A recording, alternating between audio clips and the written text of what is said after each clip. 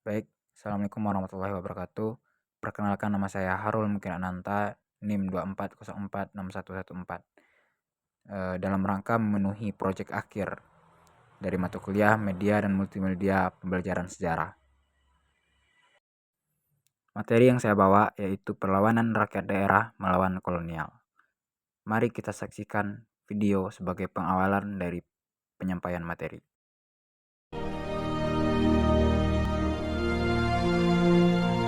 Proklamasi. Kami, bangsa Indonesia, dengan ini menyatakan kemerdekaan Indonesia. Kawan-kawan pasti pernah dan ingat apa yang disampaikan oleh Bapak Soekarno dalam video tersebut kan? Nah, tahukah kawan-kawan kalau kalimat yang disampaikan oleh Bapak Soekarno tadi adalah wujud komitmen Indonesia untuk menghapus penjajahan di atas dunia. Nah, saya ingin mengajak kawan-kawan menyaksikan bagaimana perjuangan rakyat daerah melawan kolonial atau mengusir kolonial Belanda, sehingga perlawanan rakyat daerah itu membentuk menjadi perlawanan nasional. Nah, mari kita berangkat dari pengertian kolonial. Menurut J.S. Furnival, kolonialisme adalah sistem penguasaan suatu bangsa terhadap bangsa lain untuk menguasai sumber daya ekonomi, politik, serta kehidupan sosial masyarakat yang dijajah. Tetapi, dalam presentasi ini kita membahas tentang kolonialisme yang terjadi di setiap lokal atau daerah. Pada masa pergerakan kedaerahan, perlawanan melawan kolonial hanya dilakukan oleh segelintir wilayah saja. Karena mengutip dari pengertian pergerakan daerah menurut Sartono Kertodirjo, dia mengatakan bahwa gerakan sosial dan politik yang muncul dari masyarakat lokal di wilayah tertentu sebagai wujud respon terhadap situasi ketidakadilan kolonial dan dorongan untuk mempertahankan identitas serta hak-hak masyarakat setempat. Nah, itu pengertian dari pergerakan daerah. Nah, daerah apa saja yang menentang kolonial Belanda pada masa itu?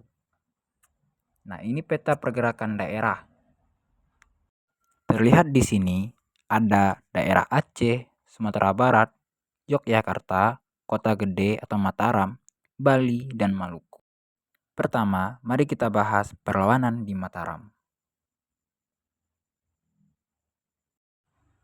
Perlawanan Sultan Agung di Mataram.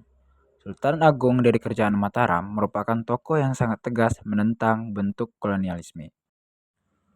Meskipun pada awalnya Belanda dan Mataram menjalankan kerjasama, namun monopoli dagang VOC yang mulai mengganggu stabilitas Mataram memaksa Sultan Agung mengambil langkah tegas demi kesejahteraan rakyatnya. Pada Agustus 1628, pasukan yang dipimpin Mataram menyerang pos-pos pertahanan VOC hingga ke Batavia. Serangan ini berhasil mengejutkan pihak Belanda, namun pada akhirnya juga dapat dipatahkan. Namun pasukan Mataram tidak putus asa dan melakukan penyerangan kedua kalinya. Serangan ini berhasil menghancurkan benteng pertahanan VOC yang saat itu dipimpin oleh Jan Pieter Zoeken. Kedua, Perang Padri di Sumatera Barat. Perang Padri ini diawali dengan konflik internal antara kaum Padri atau para ulama dengan kaum adat terkait pemurnian agama Islam di Sumatera Barat. Kaum adat masih sering melakukan kebiasaan yang bertentangan dengan Islam, seperti berjudi dan mabuk-mabukan. Kaum Padri yang terdiri dari ulama menasihati kaum adat untuk menghentikan kebiasaan tersebut. Namun, kaum adat menolaknya. Sehingga terjadi perang yang berlangsung antara kaum Padri dan kaum adat pada tahun 1803 dan 1821. Peran Belanda memainkan adu domba antara kaum adat dan kaum Padri yang pada awalnya berhasil menyulut peperangan. Namun, kaum Padri dan kaum adat menyadari bahwa mereka sedang diadu domba, sehingga mereka bersatu dan berbalik melawan pihak Belanda. Salah satu tokoh pemimpin kaum Padri adalah Tuanku Imam Bonjol. Perang Padri berakhir dengan kekalahan di pihak Padri dan adat karena kekuatan militer Belanda yang lebih unggul. Ketiga, kita bergeser ke timur Indonesia, yaitu di daerah Maluku. Nah, pada pergerakan ini tidak mungkin kawan-kawan tidak mengenal tokoh ini. Dia sering terpampang di lembar uang 1000 yang sering kita jumpai.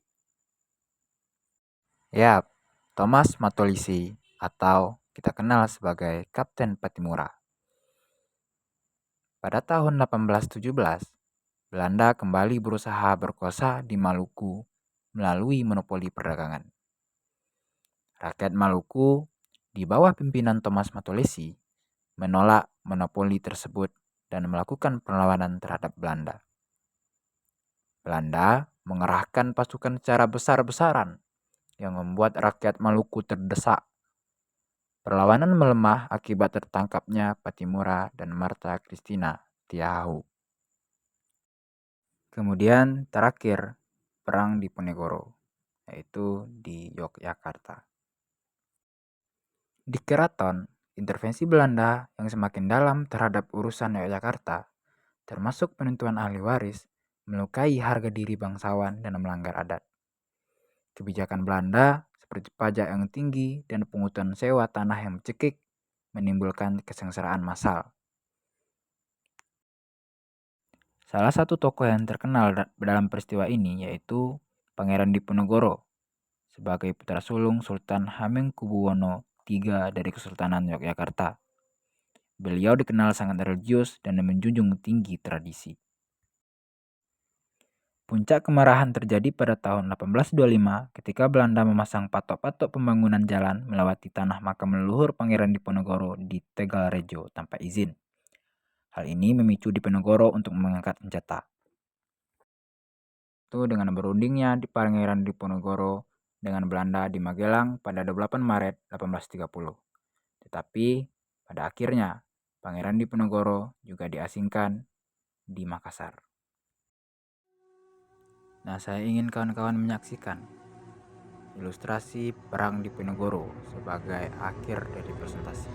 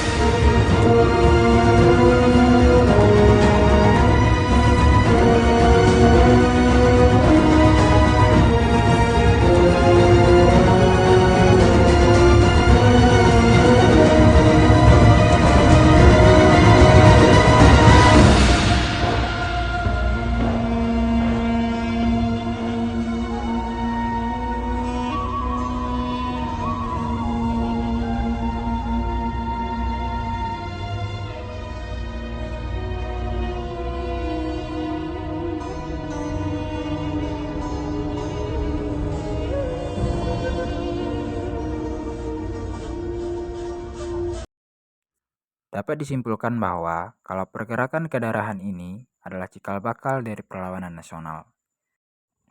Hal itu juga merupakan unsur-unsur terbentuk paham atau sikap cinta terhadap bangsa dan negara.